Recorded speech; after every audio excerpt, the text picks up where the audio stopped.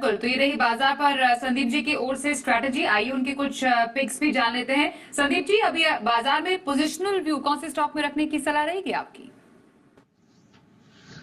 बिल्कुल positional view के तौर पे मैं जैसे फार्मा पे बोल रहा था कि कुछ फार्मा में देखना चाहिए, तो फार्मा स्टॉक्स ठीक लगते हैं मुझे। और मिड कैप फार्मा स्टॉक्स जैसे कि आईटी स्टॉक्स में मिड कैप आईटी स्टॉक्स बढ़िया लगते हैं। तो वैसे फार्मा में एक मैं स्टॉक लाया हूँ एफडीसी लिमिटेड, जिसके प्रोडक्ट्स को हम सब ने ही कभी ना कभी यूज किया है। इलेक्ट्रॉल एक फेमस ब्रांडिंग का। तो 490 510 के टारगेट के लिए और 450 का स्टॉप लॉस। ओके, तो एफडीसी लिमिटेड में पोजिशनल खरीदारी करने की सलाह आई है हमारे आज के एक्सपर्ट संदीप जैन की तरफ से। ये है आपके लिए पोजिशनल व्यू रखने का स्टॉक। लॉन्ग टर्म स्टॉक की अब बात कर लेते हैं और जानते हैं संदीप जी से क्या है उनकी पसंद। बताइए संदीप जी, लंबी अवधि में क्या पसंद है आपको? बिल्कुल, एक मेरा बहुत ही चहेता स्टॉक और वो सेक्टर बहुत बढ़िया लगता है, और इस सेगमेंट में मैंने काफी बार इस शो में मैंने ये स्टॉक दिया, वो है क्रिसिल लिमिटेड।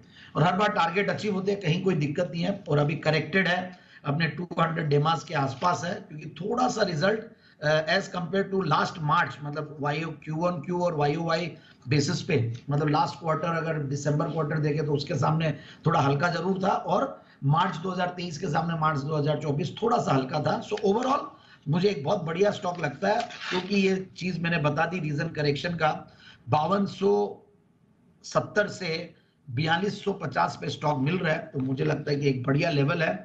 सो घुसना चाहिए स्टॉक में। और क्रिसिल के बारे में बताऊं तो देखिए, सभी जानते हैं रेटिंग एजेंसी बहुत बड़ी, इंडिया की वन ऑफ द लीडिंग क्या सबसे बड़ी इनफैक्ट, और मोस्ट वैल्यूड कंपनी इनफैक्ट इस सेक्टर की। मतलब वैल्यूएशन वाइज भी सबसे ज्यादा महंगा पी मल्टीपल इसी को ही दिया जाता है, क्योंकि parentage strong, business strong, market share strong. तो लार्जेस्ट क्रेडिट रेटिंग एजेंसी और रिसर्च बिजनेस से तो रेवेन्यूज आते ही हैं, और भी ग्लोबल रिसर्च और एनालिटिक्स ये सब करते हैं। फिर और भी अलग अलग सर्विसेज देते हैं, advisory services, infrastructure advisory services, business intelligence and risk solutions, जिससे थोड़ा थोड़ा रेवेन्यूज आता है। बट ज्योग्राफिकली भी बाहर से भी रेवेन्यूज आ रहे हैं, इंडिया से तो आ रहे हैं, नॉर्थ अमेरिका और रेस्ट ऑफ वर्ल्ड और ये सबसे भी रेवेन्यूज आता है कंपनी के पास। और उससे भी बढ़िया बात है, इंडिया के मतलब मेजर कॉर्पोरेट्स और जो भी कंपनीज रहती है रेटिंग्स करवानी होती है, तो CRISIL is one of the preferred names. बाकी मैंने केयर, इकरा ये सब भी रेकमेंड किया हुआ है। और पी मल्टीपल पहले हायर साइड पे था, मुझे लगता है कि नॉर्मल हो गया 42 के पी मल्टीपल पे। ये स्टॉक बहुत महंगा इसलिए नहीं लगता क्योंकि ग्रोथ गजब के 22-23% की, प्रॉफिट की कैगर 3 साल की, सेल्स की CAGR 17%, return on capital employed 42%, which is very very impressive. Dividend yield भी 1.25% के लगभग। So everything is good. और रिजल्ट्स मैंने बताया, क्वार्टरली रिजल्ट्स भी वैसे ठीक ही है, और टीटीएम बेसिस पे भी one of the highest profits और हाईएस्ट टॉप लाइन रही है लास्ट ईयर की मार्च 2024 पे।